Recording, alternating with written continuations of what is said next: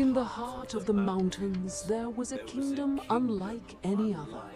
Industria, the kingdom of noise. It was built not on quiet tradition, but on the thunderous pulse of progress. Great cannons fired not for war, but to announce the passing of every hour. Steel mills churned, their smokestacks breathing fire and steam 24 hours a day.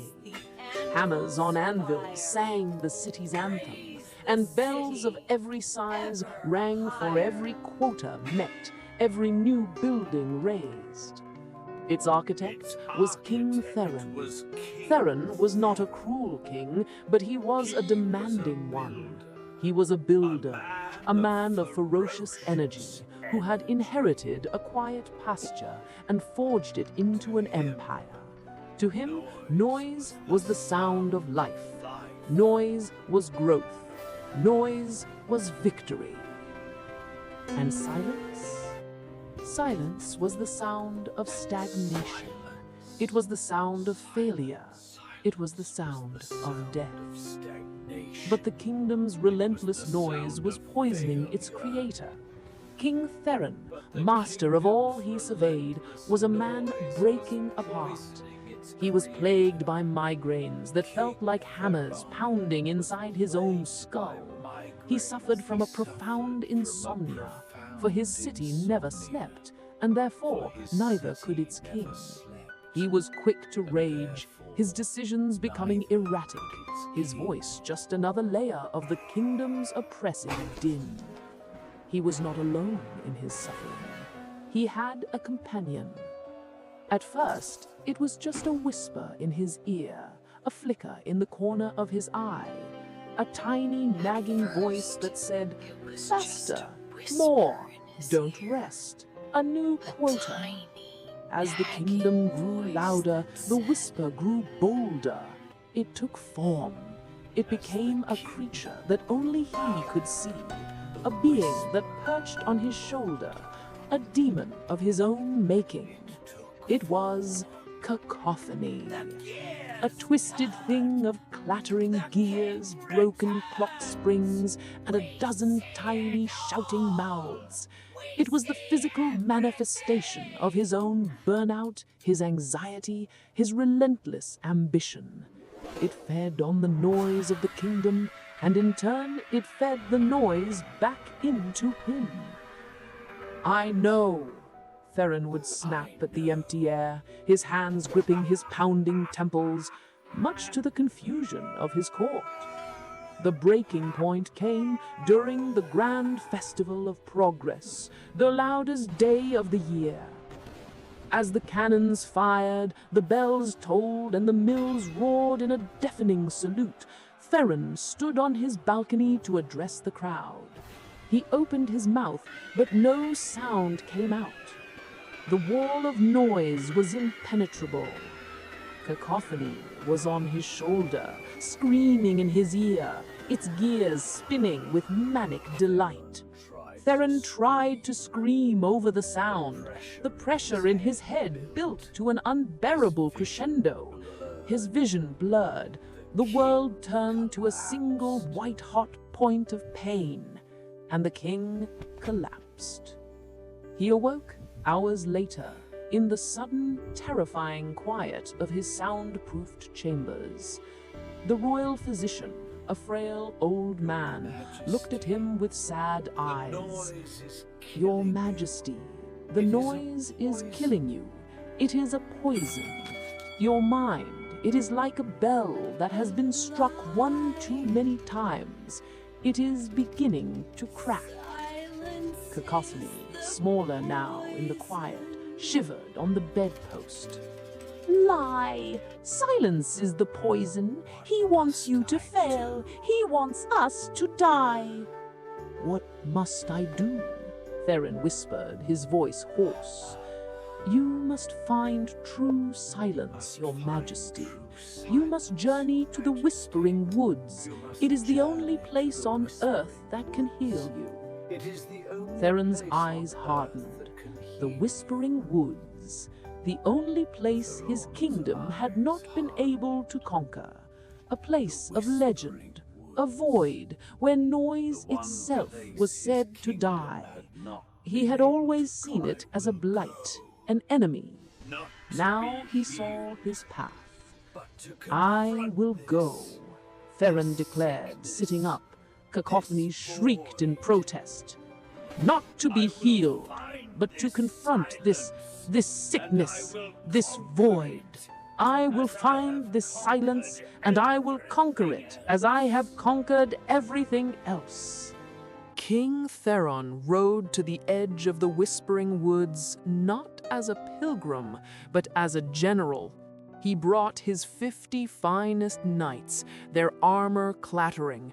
He brought musicians to bolster their spirits. He brought engineers to measure the silence. Cacophony was thrilled, growing in size with every league they traveled, feeding on the clang of steel and the trumpets of the march. They arrived at the tree line. The forest was ancient, dark, and utterly still. Theron, his head already pounding, gave the order, "Forward!" The first knight stepped over the boundary. The clang of his metal boot on a stone vanished. There was no echo. The sound was just eaten by the moss, the trees, the heavy, waiting air. The knight stopped, his face pale. He turned to his companion and shouted. No sound came out. His voice was a muffled, dead thing. The horses whinnied in terror, but the sound was thin and distant. The musicians tried to play their trumpets, but only a pathetic, choked toot emerged. The forest was a vacuum. It was absorbing their noise. Cacophony let out a piercing, mind-shattering screech. "It hurts! It burns! The void! Make it stop! Turn back! Turn back now!" The demon writhed on Theron's shoulder, its metal gears seizing up, its tiny mouths gasping. Theron's knights, seeing their voices stolen, their security blanket of noise ripped away, panicked. They fled, a silent, terrified stampede. Within moments, King Theron was alone at the edge of the woods, alone except for the whimpering, convulsing demon on his back. "Cowards," Theron spat, though the word made no sound. He was afraid. He was truly, deeply afraid. But the thought of returning to his kingdom a failure was worse. He clutched the hilt of his sword, his jaw set. "I will not be beaten by nothing."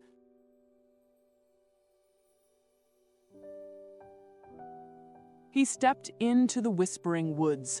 The silence was not peaceful. It was a physical weight. It pressed in on him from all sides. For the first time in his life, Theron was truly alone with his own mind. And it was a terrifying place. Cacophony, though weakened and small, was still there, its whispers now directed entirely inside his skull. "You're a failure, Theron. They've abandoned you. You're weak. You're going to die here, in the nothing." Theron shouted, "Be silent!" His voice was a dry rasp, instantly swallowed. Shouting felt like trying to punch a mountain of feathers. It was useless. He walked for what felt like days. The silence was an acid, dissolving his composure. He couldn't sleep. Every time he closed his eyes, the demon's voice was the only thing he could hear, a relentless catalog of every fear, his every inadequacy. He realized the terrible truth. The noise of Industria, the bells, the cannons, the mills. He had not built them as a sign of progress. He had built a terrifying voice, his own self-doubt, personified as cacophony, from being heard. And now his shield was gone. After a night of sleepless, silent torment, Theron could bear it no more. He stood in a clearing, his eyes wild, his hair matted. Cacophony was clinging to his neck, a parasite of anxiety. "I cannot defeat the silence, but I can fill it. If the forest is sick with the void, I will cure it. I will bring it life." He marched back to the edge of the woods where his terrified entourage was camped. He drew up plans. He would fight this silence. His first attempt was to import life. He ordered his men to bring 1,000 caged songbirds from the capital. They brought them, a cacophony of their own. "Release them," Theron commanded. The cages were opened. A cloud of birds soared into the silent woods. For a moment there was a chorus of chirping, and then, one by one, the sounds were snuffed out as if a blanket had been thrown over them. The birds, terrified by the sound-eating void, swerved in mid-air and flew in a panicked mass back out of the forest, refusing to enter. Cacophony, who had perked up for a moment, let out a howl of despair. "Fine," Theron roared, his migraine returning. "If life will not stay, then progress will be built." His second plan was more ambitious. He ordered his engineers to construct a massive bell tower right in the heart of the woods. For a month, the forest edge was a place of frantic, muffled work. They built a magnificent tower of iron and stone. At its peak hung a bell so large it rivaled the one in Industria. "Now!" Theron commanded, standing at the base. Ring it until the trees themselves bleed sound." 6 men pulled the rope. The great clapper swung.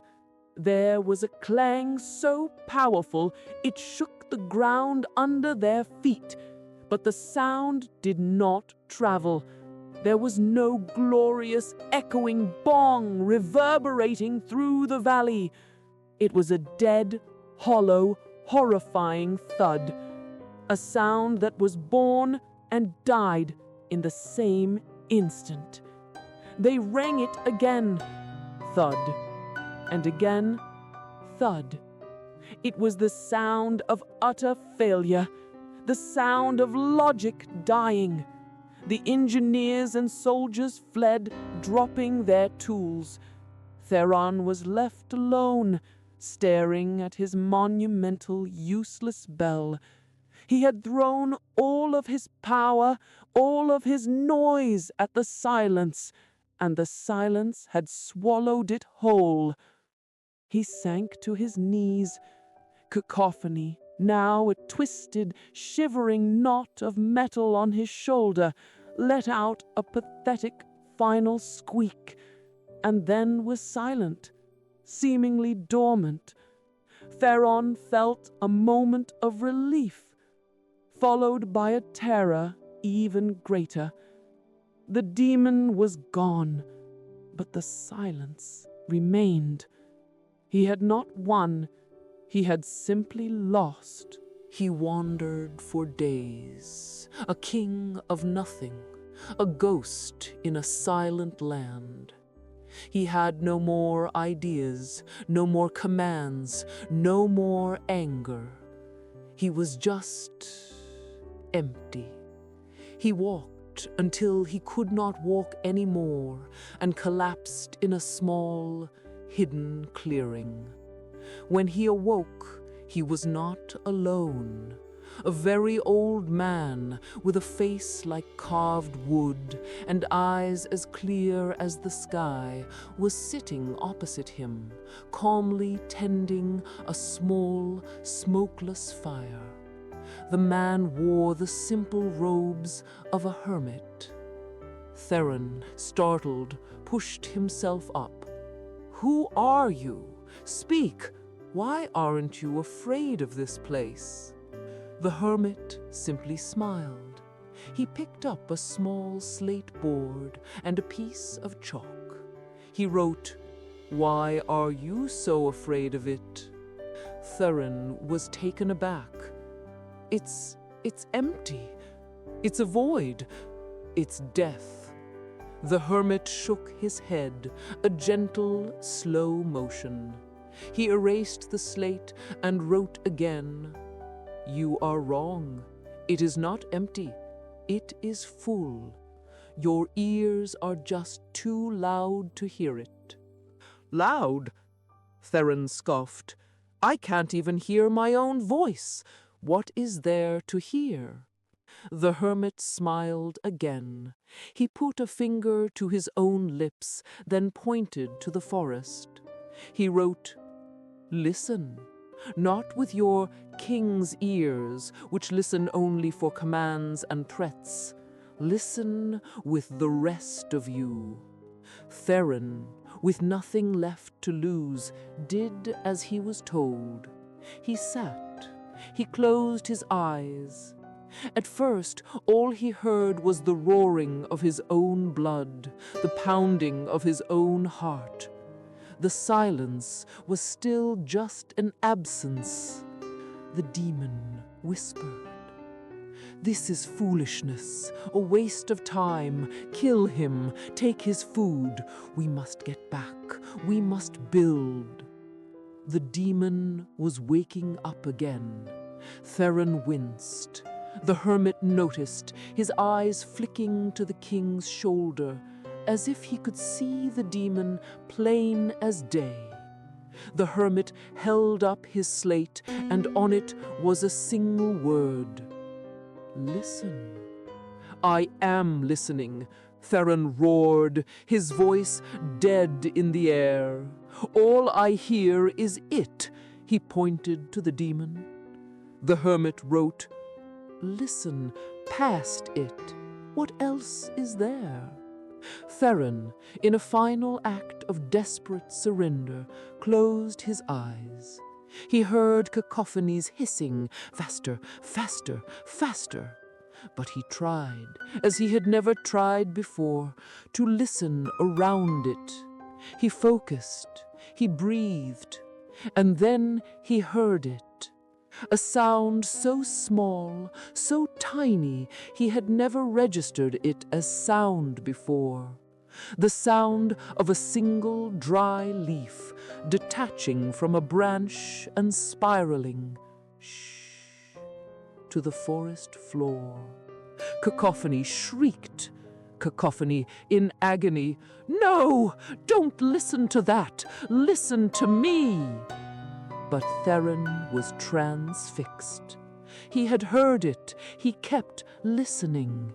Past the demon's screams, he heard the sound of an ant, its tiny legs skittering over a piece of bark. He heard the hush of his own breath, in and out. He heard the drip of dew from a branch. With every tiny, real sound he focused on, cacophony shrieked and shrank. The demon, the creature of industrial noise and internal panic, could not bear the delicate, profound reality of natural sound. Theron did not leave the clearing. He stayed with the hermit for a month. He learned not to speak, but to listen. His education was simple. The hermit would point to a flower. Theron, at first, would see nothing, but he would sit and listen, and finally he would hear the faint creak of the bud opening, of a bee's wings vibrating nearby. Cacophony fought him every step of the way. It was a battle for his mind. "This is useless. You have a kingdom to run. You are a king. This is not living. This is slow." But Theron had a new weapon. He would simply close his eyes, ignore the demon, and focus on the sound of the wind rustling the high branches of the trees. Every time he did, cacophony would whimper and shrink, its metal gears grinding to a halt, its many mouths sputtering into silence. The final confrontation came on a moonlit night. Theron was meditating. He was listening to a symphony he had never known existed. The sound of the earth turning, the sound of the stars in the sky, the sound of his own heart beating in time with the world. Cacophony, now no larger than his fist, sat on his knee. It was no longer a monster. It was just a pathetic, broken thing of clattering metal and gears. "Please, Theron, a little noise. Just one bell, one hammer. It's so quiet. I'm disappearing. Don't forget me." Theron opened his eyes. He looked at the creature, the demon that had been his tormentor, the personification of his own ambition and fear. He felt no anger, only a deep, weary pity. "I will not forget you," Theron said, his voice now quiet for the first time. And the forest allowed him to speak, for his voice was no longer a weapon. "You are a part of me. You are my drive. You are my fire. But you will no longer be my master. You will be my tool." He picked up the tiny, shivering demon. Its gears gave one last sad click, and it became perfectly still. A small, intricate, broken toy of gears and metal. Theron looked at it for a long moment, then smiled. He gently placed the now silent object into his pocket. He had not destroyed his ambition. He had simply tamed it. When King Theron returned to Industria, he was a different man. He walked slowly. He did not shout. He looked at his loud, chaotic, productive kingdom, and he did not feel pride. He felt a deep compassion. He did not shut down the mills. He did not tear down the bell towers, but he made a new decree. For 1 hour every day at sundown, the kingdom would observe the royal silence. The first day was chaos. When the mills stopped, the people panicked, just as he had. They thought the world was ending. But Theron simply walked into the main square, sat on the ground, and closed his eyes. He did not command them. He showed them. Day by day, the people of Industria learned. In that hour of silence, they stopped shouting over the noise, and they began to listen. They heard their children laugh for the first time. They heard their neighbors whisper. They heard their own thoughts. Industria did not become less productive. It became more productive. Decisions were now made from clarity, not panic. King Theron, his migraines gone, ruled with a quiet wisdom that was more powerful than any command he had ever shouted. He still carried the small, silent metal toy in his pocket, a reminder that the greatest strength is not found in the noise you make, but in the quiet, profound act of listening. We all live in Industria. Our world is a constant screaming wall of noise, notifications, deadlines, opinions, and the relentless pressure to be productive. And we all have our own cacophony on our shoulder, a demon of burnout, anxiety, and self-doubt, telling us we are not doing enough. We, like Theron, have come to fear silence. we fill every second with distraction, terrified of what we might hear in the quiet, our own pain, our own fears. But the story of Theron is a reminder. Silence is not an empty void, it is a full symphony. It is the place where we can finally hear the tiny, important sounds, the sound of our own breath, the sound of our own heart, the sound of what truly matters. You cannot heal in the middle of a cannon blast. Where in your life can you find your whispering woods? Where can you go to finally listen past the noise and hear the music of your own soul? If this story helped you find a moment of peace, help our community grow. Subscribe to Mindbloom Animation for more stories that listen to the quiet and help us all to heal.